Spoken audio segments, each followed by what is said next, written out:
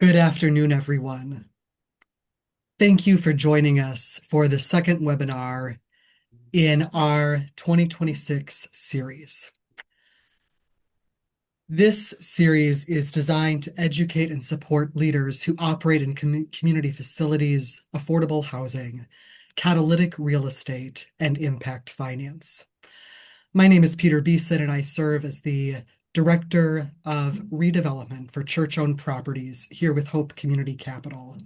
And we're glad to have Jana, our great marketing consultant, with us. So Jana, can you provide some directions and overview? Absolutely. Thank you, Peter. I will be here today answering any questions that you have. So if you have any, please put them in the Q&A box. I'll be monitoring throughout. We will take questions at the end, so Peter will answer a few of those. So please don't hesitate to put them in at any time. The webinar will be recorded. We will email that out after we're done today. So you will see that about an hour after, and then we will also put it on our website along with the other educational resources we have out there on hopecommunitycapital.com. Peter? Thank you, Jana. So as Jana said, we are so glad to have you here for this session on Church Property Development 101. So in addition to serving as Director of Redevelopment for church properties here at HCC, I'm also a practitioner in this space. And I've led 3 congregations that I've served as pastor on staff through catalytic redevelopments of their property to enhance their mission and ministry. In this webinar, we're going to give you a brief taste of how to get started in this field. We're going to go through a couple examples of congregations who have done some of this work of reimagining their property for community flourishing. And then we'll go through a series of both adaptive and technical steps you can take to get started.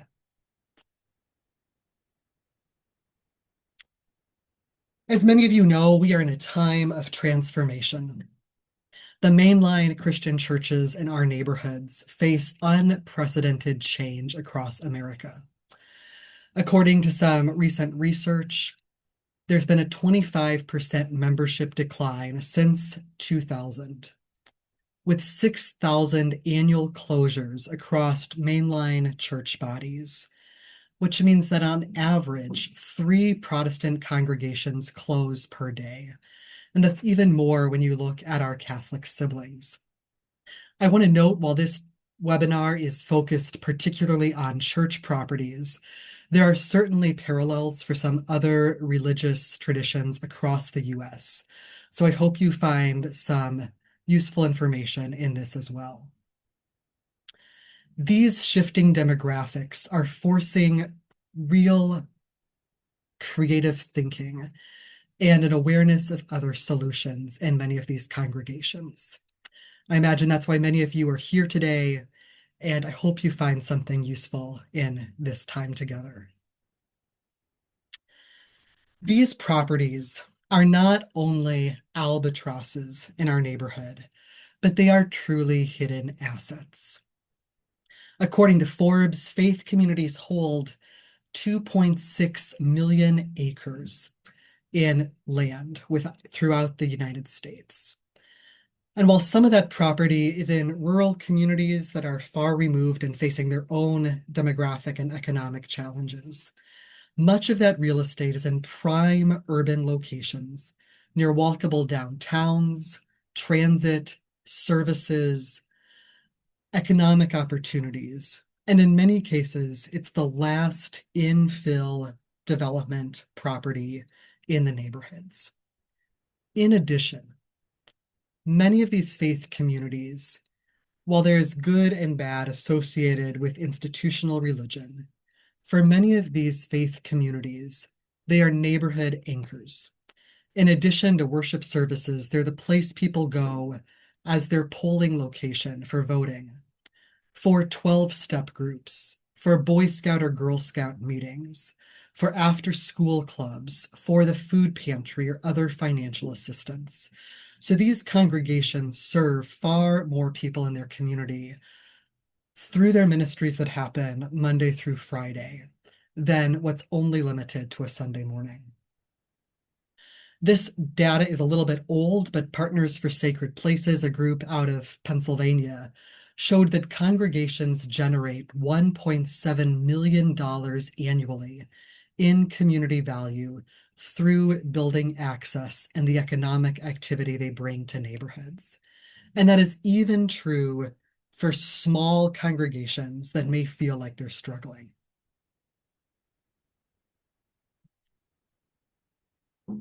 Depending on where you are coming from, you may think this really only applies to those big urban coastal cities. So on the screen, we have this picture of Trinity in Wall Street, an Episcopal church in downtown New York City that has generated millions upon millions of dollars through the use of their real estate. Because this is what we think of, right?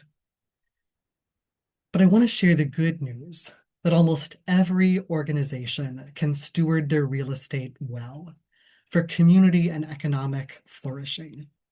And it's truly a calling, an imperative for many of us who come from faith communities that focus on stewardship. So now I'm going to share a few different examples of real stories from here in the Midwest of how congregations have reimagined their real estate for community flourishing. Our first example is going to be a congregation in northern Wisconsin that spent a tiny sum of money, $1,000, plus a lot of volunteer effort to revitalize a hillside and open it up for community access. Our second story will focus on a congregation about 45 minutes outside of Madison that transformed into a community center. And then our third example will feature a campus ministry in Illinois that incorporated housing and new ADA accessible worship space. Keep out. Isn't that what you want to see when you come into a church? Well, those are the types of signs that confronted people who came to Prince of Peace when their former pastor started there. This is a fabulous congregation in northern Wisconsin, a prime tourist destination. And the congregation is lucky enough to own prime real estate right along a river that is very popular in summer months for boaters and other recreational activities. The congregation was rightfully concerned about liability, and they decided the way of dealing with that question initially was to put up a big fence around their property with large no trespassing and keep out signs, because that is what had been advised by their insurance agent. When Pastor Andrea got there, though, she led them through this missional process that took a number of years, where they truly asked, what is God up to in our community? What are the needs in this neighborhood around us? And the people discerned that while a number of more affluent tourists had access to green space and recreational use of the water, a lot of the locals who lived in this community year-round lacked accessible, free public access to the lakes and rivers. Through a multi-year process, the congregation ultimately turned down a more lucrative opportunity when a local business approached them about using their private dock. And they instead tore down the fences and the big keep out signs. They used $1,000 in a partnership with some of our local state forests to go in and log for unused lumber. And they created these beautiful walking paths, prayer stations, and a pergola that invited the whole community to come in and encounter Jesus. And you can see this beautiful sunset that's taken from their area up north. That was all accomplished through $1,000, something that's almost accessible for any of our communities. Our next story ups the ante a little bit The Grove Regional Community Center is a fabulous project that was formed out of two congregations that merged almost 20 years ago. Through a multi-year visioning and mission discernment process, they learned that they did not want to inherit either of their predecessor buildings, but they wanted to create a new space that was truly theirs together. They were also clear very early on in their process that they didn't want this to be a space that was only used on Sunday morning, but they wanted it to be active and alive with community activities throughout the week. This story is a fabulous Holy Spirit moment because while they purchased land initially to start constructing a new building, the rise of construction prices and interest rates at the beginning of COVID made it very clear that that was no longer a financially feasible path forward. There was a God moment in here, however, and the congregation was able to pivot and purchase a local elementary school that was being sold by the school district. That has now been renovated into a thriving space known as the Grove, a regional community center, which is both used by New Heights on Sunday morning and is used by other community activities throughout the week. And then moving on to our third example, St. Andrew Campus Center in Champaign, Illinois, is another fabulous example, and I hope you note how all three of these are very different from each other. This, as you can see in this image over here, was sort of an underused site that needed some pretty significant maintenance. They had major flooding in their basement, and the building was not ADA accessible, which cut them off from a number of the students they were seeking to serve. They partnered with a market rate developer to leverage their real estate to create market rate student housing on the top floors of their project, and then a new fully accessible student ministry center on the first two floors, thus opening up to a number of other students in their community. It's a prime example how there's no one right way of approaching reimagining your real estate, but all of these approaches will work for someone somewhere. So that brings us to the question, how do we get started?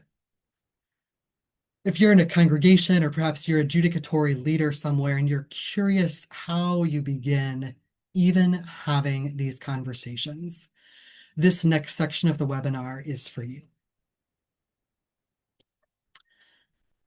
We're going to first be focusing on adaptive challenges and the steps you can take to lead adaptive change. And then we're going to be moving on to technical change and some of the technical steps you can take to start reimagining your real estate in your context. First, we're going to delve into what I mean by technical versus adaptive challenges. And I want to note that I'm using change and challenges interchangeably. And this comes from Ron Heifetz, who's written a number of great books about technical and adaptive challenges. So adaptive challenges are unknown. It's a completely new way of thinking. It requires collective learning, collective imagination, and engagement from all stakeholders. There's not an easy answer. Their nature is complex. It's never been dealt with before, at least not in recent memory. And people have to wrestle with key, deeply held values and beliefs. An example of this might be addressing climate change, reducing income inequality, or talking with faith communities about how they re-envision using their property. On the other side, we have technical change and technical challenges. These frequently have a known and identifiable solution based on expertise. There are other people out there who do this, and if you have money, you can hire them to come in and figure it out for you. By nature, technical work is well defined with predictable steps, and it's often dependent on having resources to be able to access those experts. For example, repairing your boiler or balancing a budget are key examples of technical change. I'll even say that redeveloping your real estate, when you get down to those technical steps, have known steps and solutions. Big developers redevelop real estate all the time. We're going to spend some time focusing now on these adaptive change and how you really can use some core steps to be able to encourage a faith community to shift their thinking, generate buy-in with your internal stakeholders, and be ready to begin moving forward. You might be thinking, oh, do we have to do this? I really want the nuts and bolts. But we've found that when people and congregations and communities don't do this work early on, they short circuit the process and they engage in significantly more conflict that keeps them from ultimately moving forward. The key difference in all three of the examples I shared with you a few minutes ago is all of them spent years, significant time, many, many years, delving into this adaptive change first. And that enabled them to have a shared foundation from which to approach the technical process. So our first step in this adaptive change process is owning your own leadership role. Now, this is true whether you are a paid staff person or faith leader in a faith community, or if you are a lay member who happens to be part of a committee or team that's volunteered to research and explore this work. By owning your own leadership role, we mean a few things. One, we want you to honor your authentic self. Know yourself. What are your real strengths? What are your real weaknesses? What do you care about? And how are you rejuvenated? Also, make sure you're grounding yourself in prayer and scripture. This is a long journey, and you have to be able to know your why and have the encouragement to sustain yourself when it gets difficult. Step 2 is identify your stakeholders. In order to get missional alignment on this, you have to know and identify your stakeholders early on. And by this, we mean both your internal stakeholders within your congregation or your regional adjudicatory body, as well as your external stakeholders, neighbors, community partners, donors, local organizations that deal with similar things. The sooner you engage these stakeholders, the better. The one important caveat here is make sure you do your internal work with your internal stakeholders so people are at least aware of these conversations before you move on to your external stakeholders. You don't want someone in your congregation to not know that you all are considering looking at reimagining your property. And instead of hearing it from you, they hear it from a friend or neighbor of theirs who happens to be affiliated with some different nonprofit. So make sure you talk internally with your people first and then branch out to your external stakeholders. And I also want to encourage you that you can enlist some of your internal stakeholders, committee members, board members, in doing some of this outreach and deep listening with your external stakeholders. That moves us on to step 3, vision, dream, and grieve. You might say, why are we grieving? This is going to be a little bit different depending on the polity of your particular organization.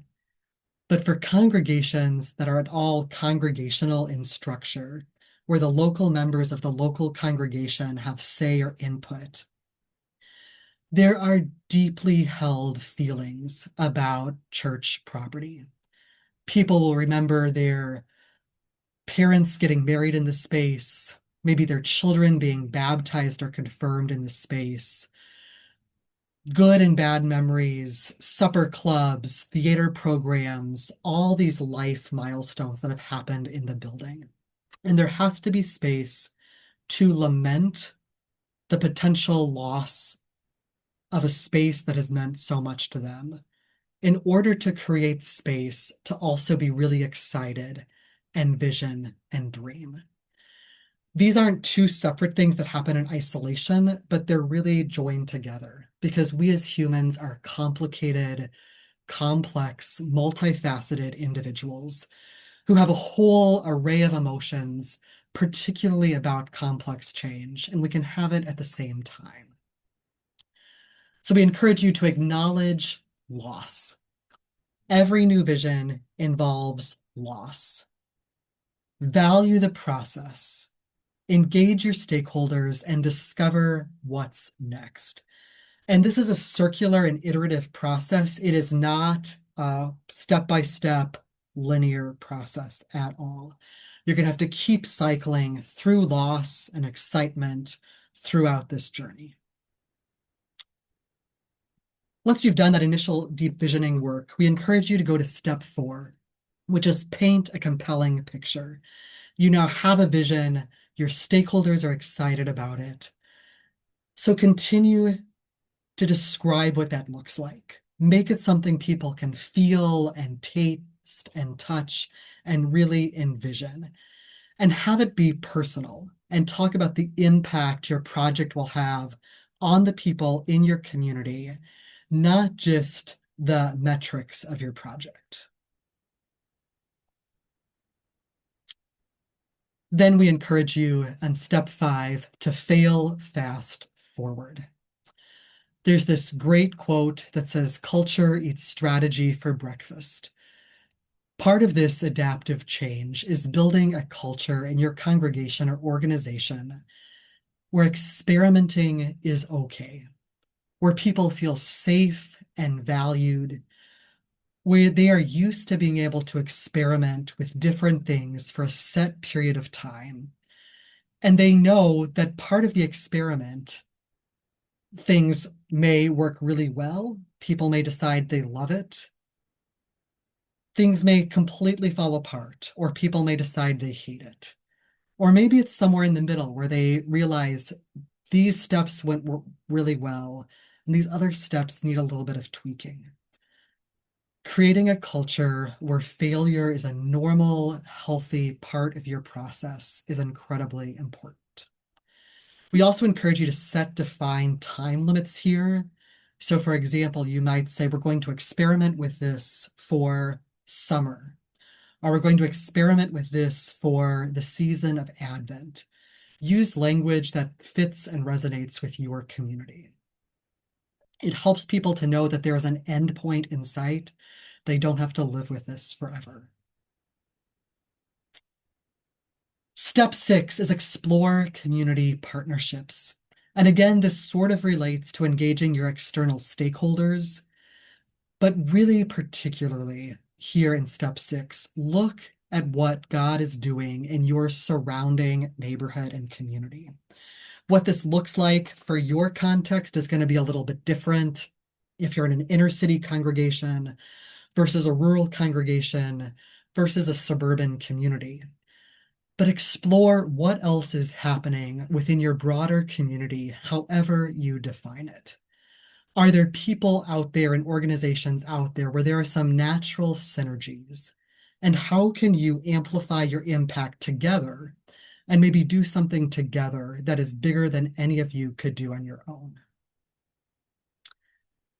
And that gets us to our 7th and last step in this process of leading adaptive change. And that is pray, laugh, and iterate.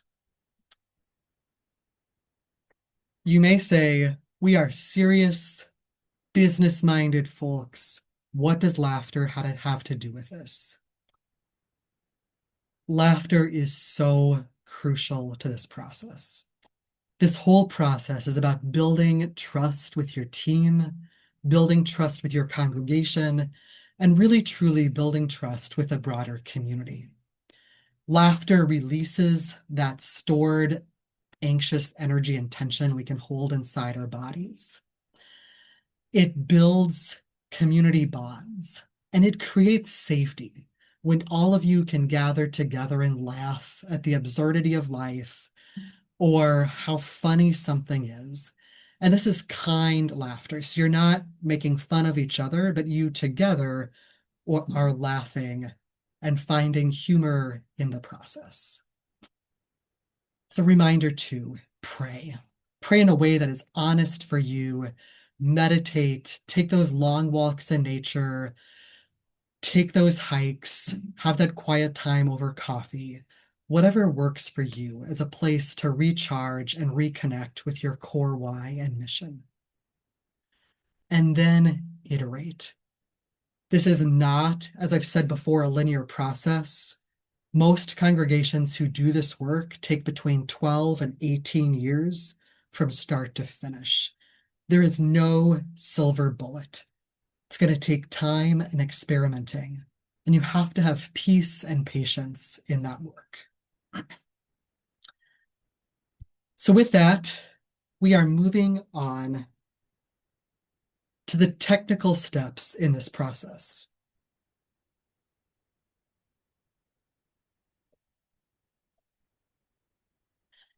I want to remind us of what technical change looks like.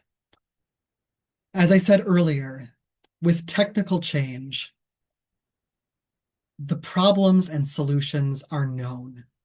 There are other people and other organizations in your community that have done this in recent memory, and they have done it successfully.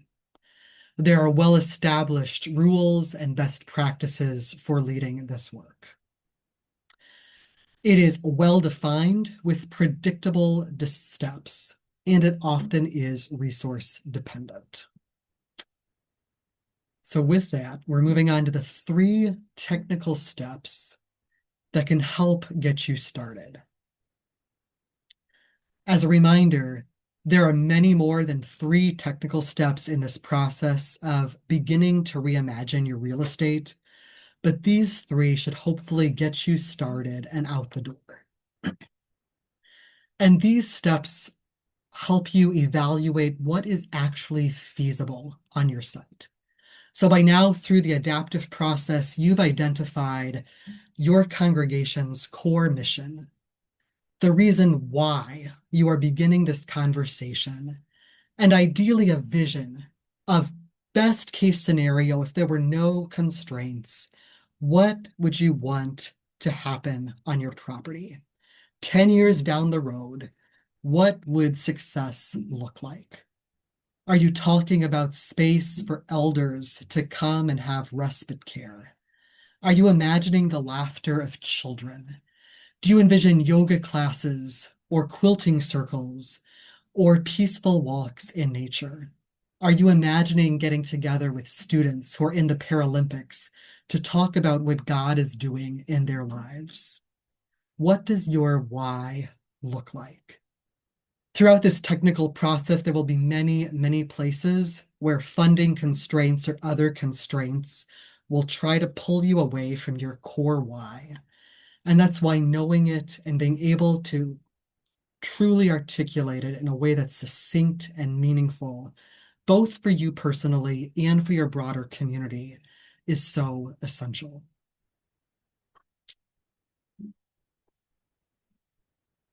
So step 1 of these technical steps is talk to your local elected officials.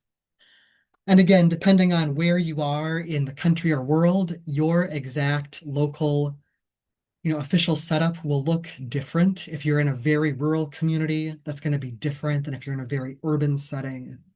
That's going to change depending on what state you're living in or what country. But find the person who is most local to you. So in many places, that'll look like your municipal city council person or alder. And reach out, ask them if they're willing to meet you for a cup of coffee, meet in some neutral third space, and begin to build a relationship. By now, the only thing you're asking for is their advice on how you can begin this process. Some of the questions you might ask, and you want to make sure all of these are really open-ended because this is the starting point of a relationship. So you might ask them, what, in your opinion, is something our community needs? If we're starting to consider reimagining our property, what do you think we might do for the most community impact? What opportunities do you think makes the most sense with our local regulations? And who else do you think we should talk to? One of the best ways of finding out who your local external stakeholders are is through getting referrals from other people. It also really helps raise connections early on of people who may have issues in the process. And the sooner you're able to connect with them and discern their concerns, the easier this process will be. So connect with your local elected officials early on, because that way they have input in this process, and they're more likely later on to help you secure funding for your project. Next step. We encourage you to evaluate planning and zoning.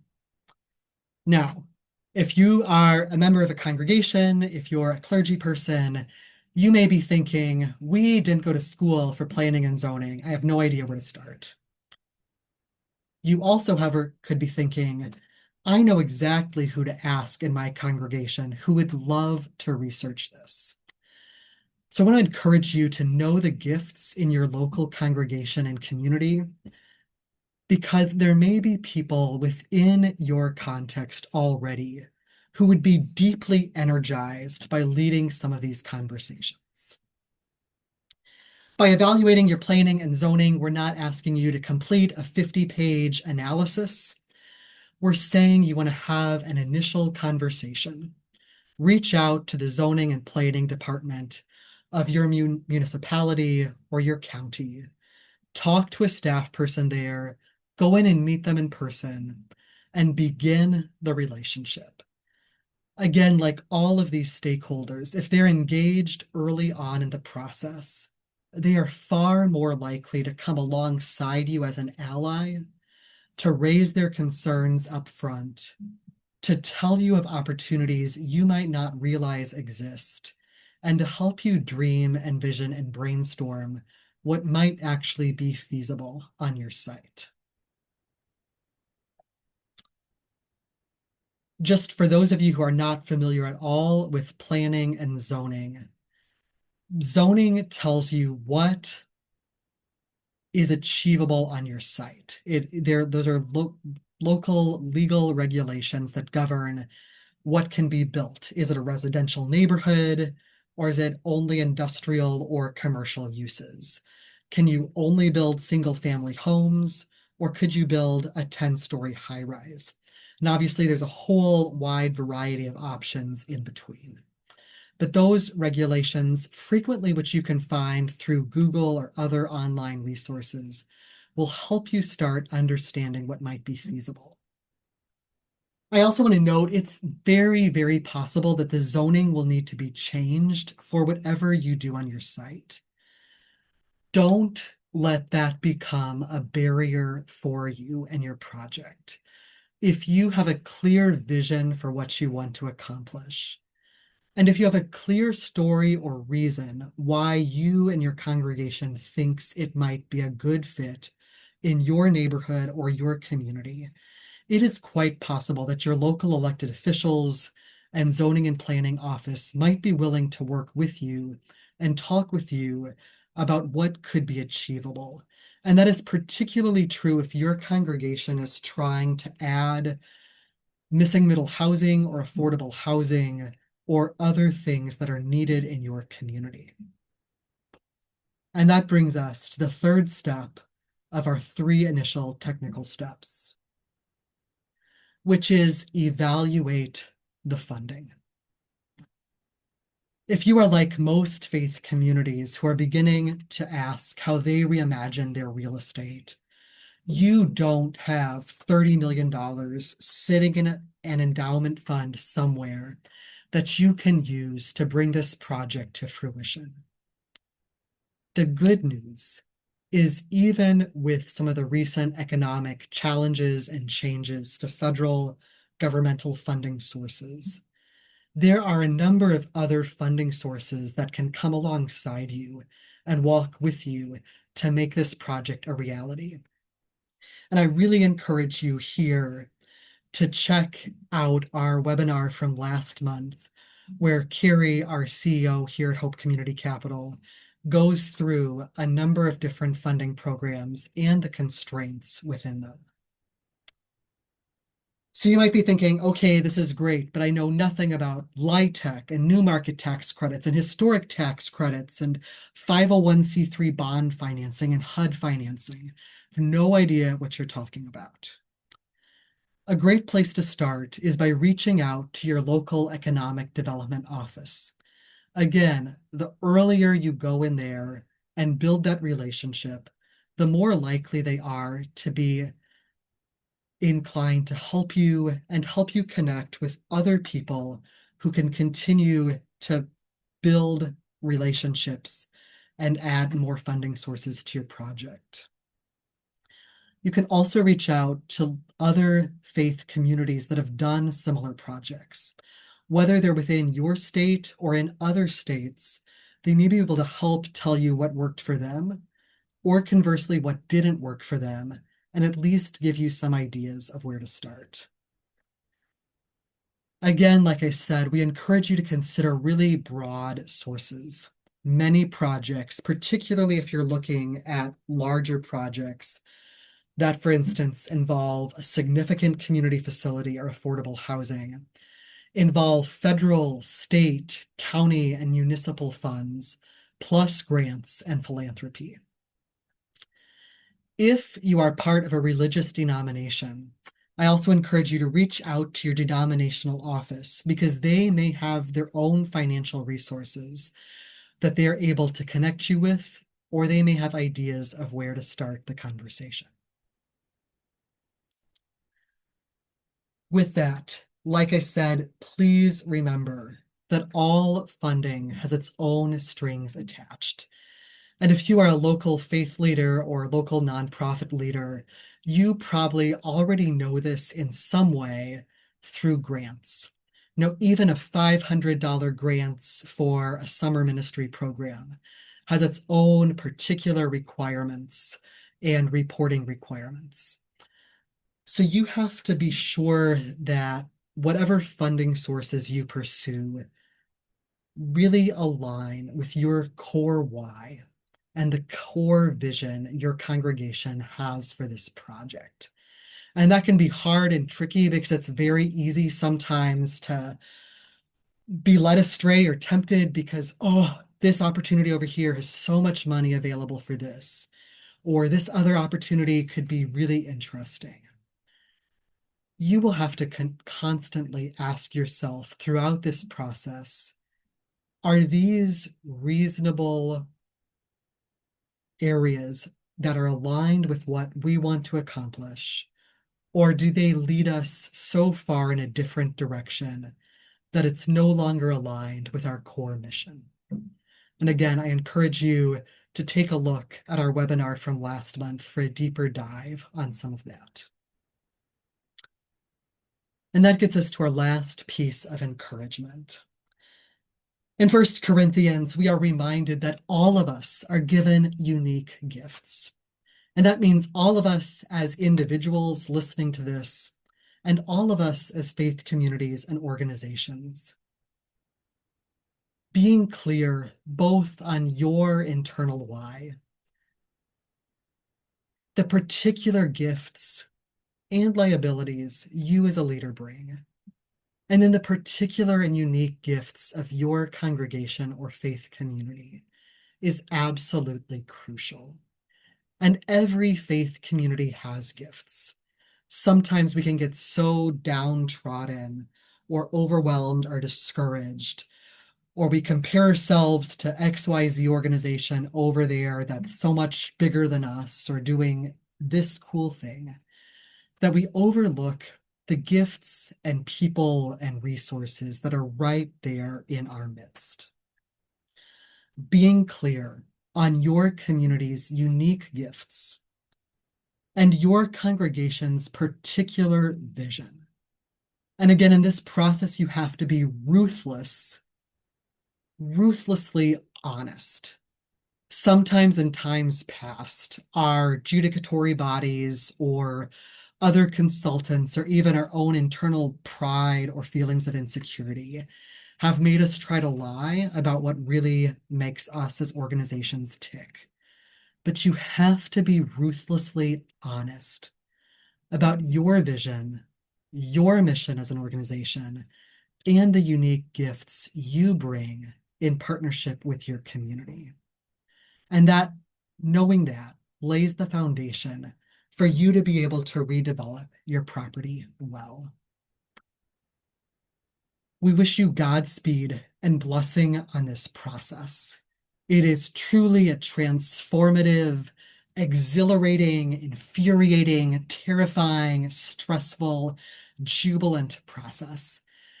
And we hope you take some inspiration from these resources we've presented. We're going to open it up now for a time of questions. So Jan, I'm going to turn it over to you to facilitate that part. Excellent. Thank you, Peter. Um, Please get your questions into the Q&A box if you have any questions. Peter, that was an exceptional session on faith-owned property redevelopment 101, a great way to help people understand some of those initial steps they need to take. There's obviously, as you mentioned, a lot of work to do, but it's nice to see the things that we can start to do as we have this great vision. Thank you, Jana. Yeah, Mhm. it's so, I was talking with a congregation earlier this week, and they had been told really to focus on one thing that wasn't their core focus years earlier. And it was amazing to be in that gathering with a group of their lay leaders, and they were so enthusiastic about what really makes them tick.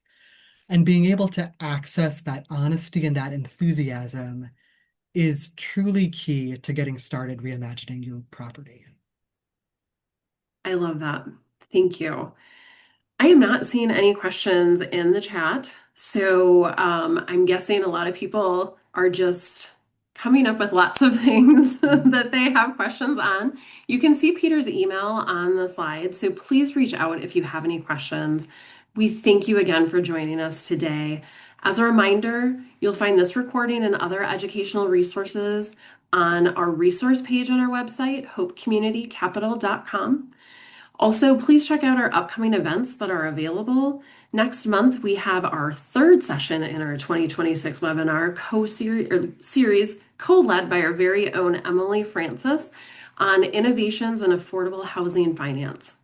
Stay up to date on insights, events, and happenings at HCC by subscribing to our newsletter. Thank you so much and have a blessed day.